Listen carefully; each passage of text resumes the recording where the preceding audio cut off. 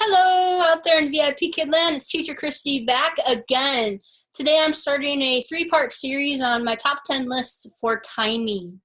If you haven't subscribed to me, go ahead and hit that subscribe or the like button. That's like getting 5 Apple feedback as a teacher. It makes you want to keep doing videos, helps me understand that these are important for you. Timing was one of those things that was really a learning curve for me, and I think it is for most teachers. How do we plan the time for our students so that we end at 25 minutes? So we don't have tons of time left over and we don't go over. I think it's really important not to go over if we can at all avoid that. But today I'm going to talk about the speedy kids. The next series will be what do we do with the kids that process through the lesson more slowly. One of the things I can say that I appreciate more than anything in the teacher-teacher feedback is when you just mark down, this kid requires more enrichment, this kid requires more challenge, or this child is a little slower to work through the lesson. This helps me prepare for timing, and I really appreciate that as a teacher. But what do you do with those speedy students? For me personally, if a kid has gone through all of the PowerPoint, and really no matter how long that took, if they've clearly mastered each slide, I won't go back and review it. This is because as a student, I absolutely hated it. I hated it. I hated doing 50 math problems that were exactly the same. And so I won't repeat it if the kid has mastered it, because more than anything in the world, I want these kids to still have fun, to still engage. I think looking forward to those lessons and it not being monotonous is probably the most critical part of keeping them engaged in their learning. So that leaves you with sometimes kids, I've had kids end as early as 10 minutes. And what do you do? What do you do to extend that time? There's a couple of tricks that I use. So my top 10 list, the first thing I do is I train all of my regulars, starting at about 2.7 or 2.8, depending on the kid. And this works best when it's a regular kid, someone that you see all the time, is that I start preparing them to answer the question, what did you do today? Or how was your day? How I start this is I send a message in the feedback, and I can post that on Facebook. I don't like posting my Facebook on YouTube, but if you ask me on Facebook, I'll post a template of what I asked the parents when I asked them to prepare the kid to tell me 1 or 2 things that they did today or that happened today. I love doing this. This is great for building conversational English. It's great to get the parents involved. The parents get pretty excited about this, and it's a great way to start the class. So that really helps because most of my regulars are the speedy type, and it gives us something to talk about. So you're not sort of staring at the screen while the kid's looking blankly at you. That really helps with pacing because I can either extend that conversation more or shorten it depending on the kids. For the speedy kids, I also have them read everything. Even if it says teacher read, I'll have the kid read it. Most of the time, no matter what speed they are, unless they're very, very slow, I'll have them read the entire thing. If it says teacher reads. If it's a difficult passage, I usually will reread it.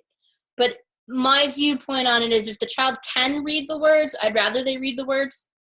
Unless, of course, we're in danger of not getting through the whole PowerPoint. I want them reading and practicing as much as possible, and I can reiterate it if necessary. And this can really extend the time that classes can take. I also, and you can see this in one of my other videos, I train my kids from day 1 to answer in complete sentences. This really adds time. It also, with ESL, the ideal ratio is your child's talking 75% of the time, you're talking 25% of the time. The only way to do this is to really get those kids to produce language. Parents love it. Parents love hearing their kids speak in complete sentences.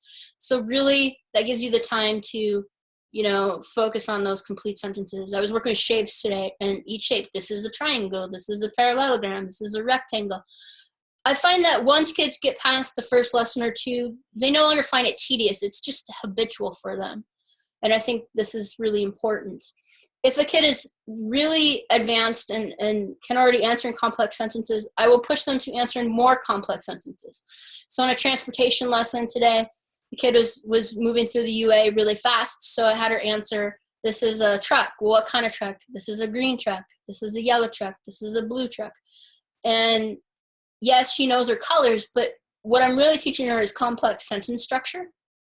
And that's a great way to extend the time and the lesson material. The next step that I'll use is sometimes this works really well for the body lessons or the neighborhoods. They'll use that last white page. I love that white page, and I'll say, draw that out for me. Draw me a picture of the face. Draw me a picture of your family. Draw me a picture, and then we'll go and label the picture, and we can have conversations about the picture. Or I may draw on one side, and the kid will draw on the other. I did another lesson on my favorite books. I very, very often turn to my favorite books. Most of my speedy kids, left to their own devices, even with complex sentences and such, will end at about 20-minute mark. All of my books fit wonderfully into that 20-minute, it's about 5 minutes, that we can spend on that slide book, or we can spend on working through part of a book. Some of my books, we only do a few pages at a time, and that gives them something to look forward to. And I have about 3 minutes of that at the end for a lot of my regular kids.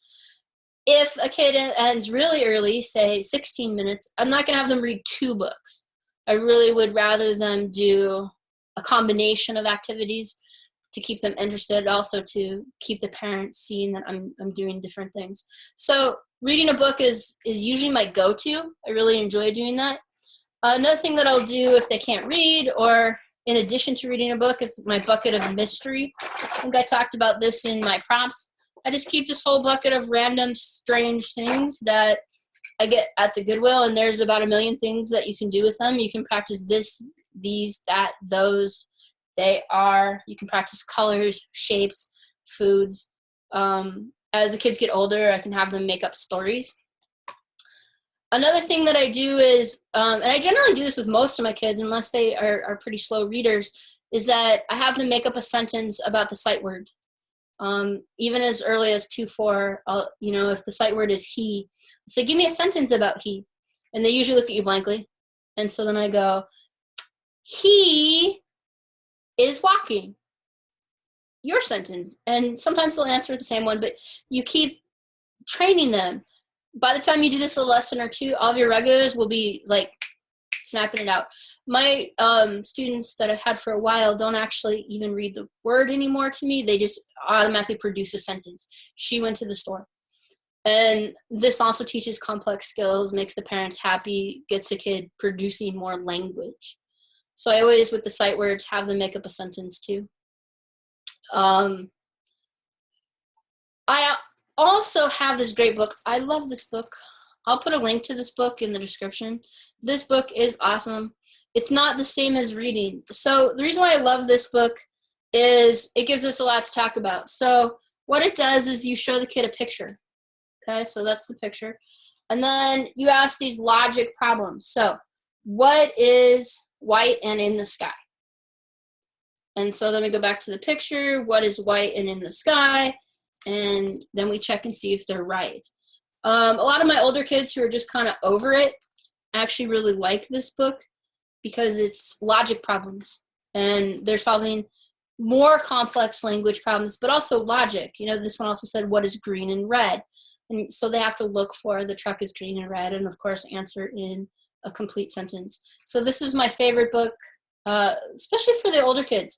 They really seem to like the logic aspect of it. Not only do they have to understand the language, but what is being asked of them. And I can do that for 20 minutes. Parents love it. I also put that in the feedback. I can say, hey, we worked on advanced logic problems, which is one of the ultimate best things for you personally about doing this, any bit of enrichment activity that I do. So I always try to do at least something, even if the kid is slow and it's just a quick thing. I can say we worked on advanced language skills, we worked on enrichment, we worked on higher level problems. Anytime we add those things, parents are seeing what we're bringing to the table. It's really promoting ourselves in a less direct way. Hey, this is what I brought to the table for your kid today. So I hope this is helpful. Stay tuned for part 2 tomorrow on what do we do with the slow kids? What do the kids that just, they take longer to read, they take longer to produce the words?